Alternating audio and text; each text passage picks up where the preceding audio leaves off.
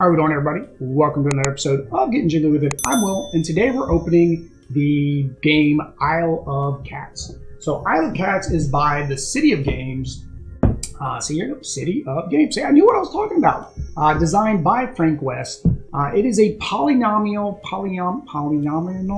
game where you're trying to save kitty cats and place the most efficiently on your board. We're going to go ahead and do an unboxing. It is for, you guys can't see it here, but it's 1 to 4 players, 60 to 90 minutes, ages 8 and up.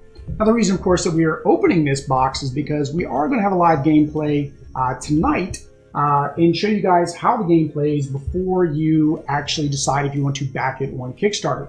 So it is up on Kickstarter right now with its latest expansions, Kittens and Beasts. Now, the most important thing that you need to do as part of the game setup is make sure that you have your pet cat, you place it in here while playing Isle of Cats. Now, if you want to see how Casper did, go over to our Instagram, Getting Jiggly YT, and you'll see just about how well Casper did with his placement in this board game.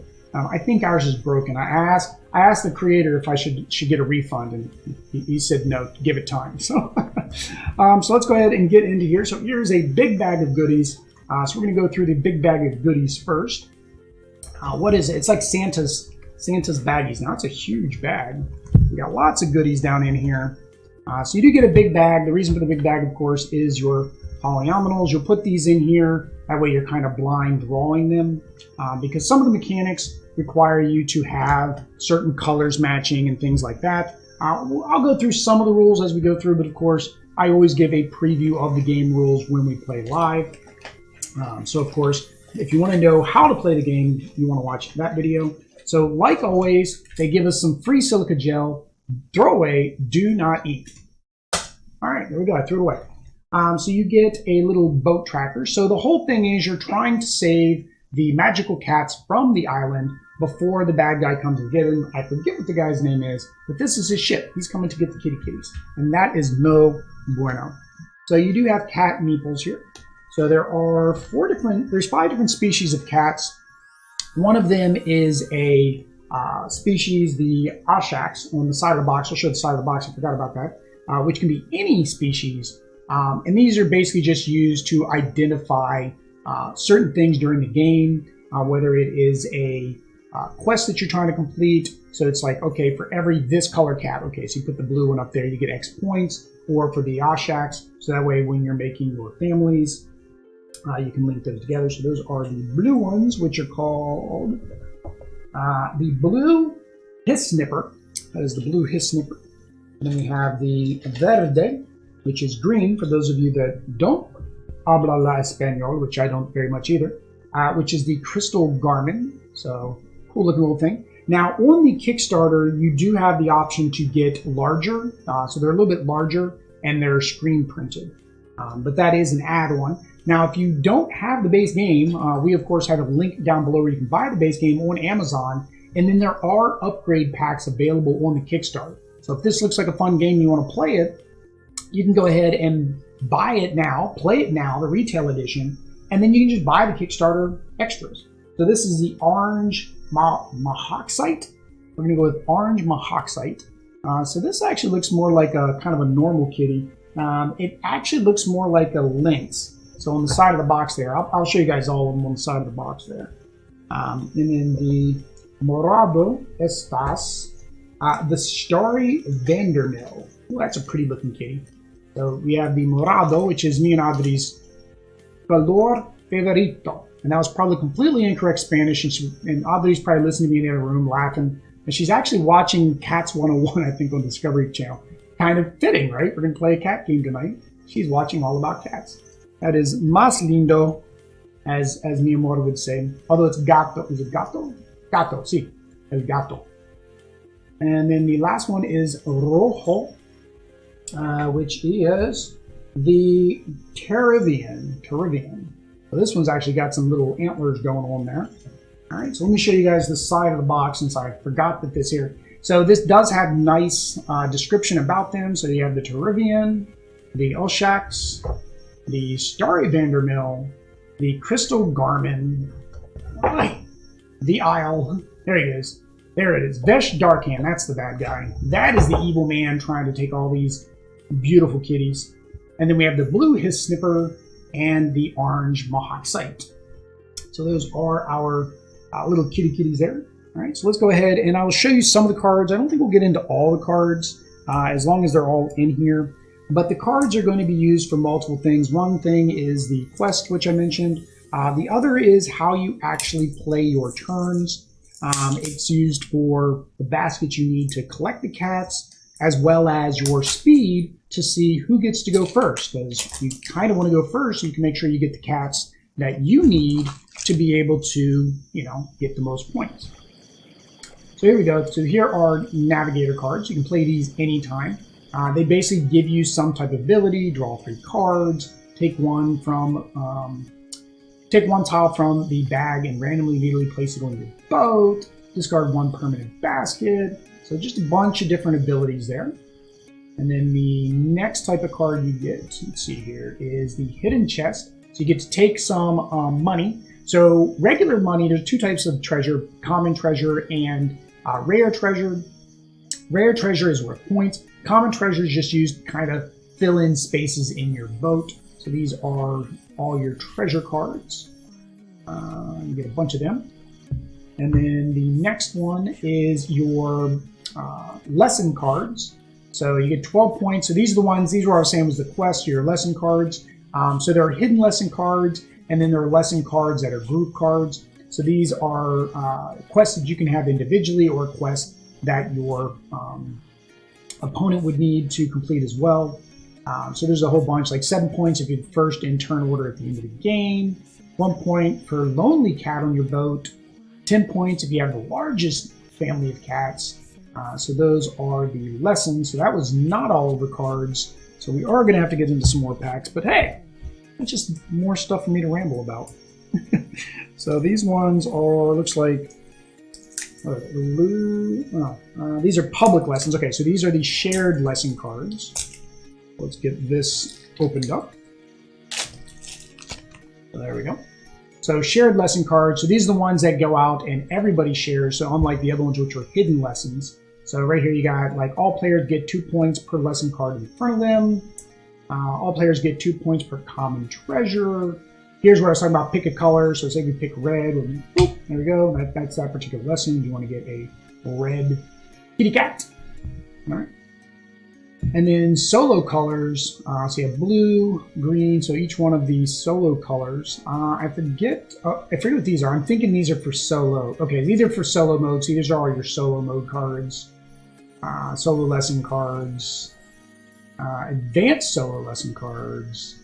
And then cat reference cards. So let's look at our cat reference card.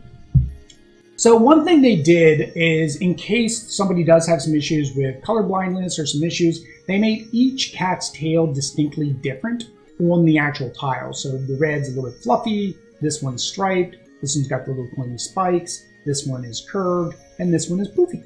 So that is all 4 of your kitty cats. And then it tells you all of your map references. So red, green, orange, and each one has a different symbol as well. Same thing as if you have trouble seeing the difference between red and orange or blue and green. My niece actually had when she was younger, she couldn't see green at all, or she couldn't see blue at all. All blues looked green to her. So in the case of this, these might not be distinct enough. So it's nice that they did that. They've got the different symbols to help you tell the difference on the boats. All right, so we're gonna have to get through all 3 decks because it looks like the cards I was talking about first, your action cards, are all in this one. Let's get this one open, see if it fights me, right? Always wants to fight you. I didn't even look. Yeah, there's one there. See, I didn't even look. See, I should anticipate that there's going to be an easy way to open these, and I never do. I say easy, and I'm struggling with this just as much. There we go. There we go. Let's get all this trash over a key. All right. There we go. So this is the more lore keeper. So these are the Oshax lore keeper cards. So similar to the take a treasure, these ones you get to take an Oshax, which again, these are wild, basically wild cats. They count as anything. I don't know where to put these. Let's put them in 3rd pile. And then these are your action cards. So right here, you use these when you're trying to rescue the cats. So the boots count as your speed. There's all our boots. And then baskets. are how you capture the cats. You either need one complete basket or two incomplete baskets to be able to rescue. So there's your complete basket. Every player gets a permanent one, but this, of course, just counts as an extra if you can play it on your turn. And then here are some more anytime cards that you can play basically anytime. Fish is very important. That is the currency in the game. That is how you pay for things like your cards. So at the top of the cards, there's a cost in order for you to acquire those. So we have a handy dandy notebook. Keeps track of score and other who's your what's-its. And then you do have your player boards. And now each player board has two sides. So it has a family mode side, and then it has a advanced side. So this one, I don't know if this is the family side. Okay, yeah, right. So this is the family mode side. In family mode, there are no points for rare treasures, and there are no public lessons. So this is the family mode side. I don't know if the boat is easier or more difficult. Board looks about the same. The points. There's 6 point conditions. Okay, so there's 4. Okay, so they just take the other point conditions off. All right, that's all. So this is the turtle player. And then if you're playing this side, you're the squid player, which I guess is like red. You can say red player. And then we have this one here. So all the boards are pretty much the same. I know the expansions are going to add some more boards to add some more variety. So that way you have different layouts and different things. So this is the green player, which is a swordfish, and the blue, maybe blue player. You get some kind of bird, magical bird. The purple player. There we go. That's what I want to play. Purple player. There we go. You get to be like a baby dragon. Baby dragon. And then the other side is, okay, they're flying fish. The orange player, flying fish. So that's kind of neat. Like most times your player, everybody likes to play a particular color, and it's based on a meeple. Well, in this case, there isn't meeple, so it's kind of neat that they put it into the art as how you choose who you want to be. So I'm going to guess this is, I guess, kind of like the black player. It's like a pelican. I forget what the name of these pelicans are, the ones that have the yellow hair. Or the dolphin player, which I guess is like the gray player. You have a dolphin. I love dolphins, though. That's a toss-up. I do like dolphins. Dolphins are one of my favorite animals growing up. You have a handy-dandy rule book. That's a hefty rule book. But I'm going to tell you, this is a hefty rule book.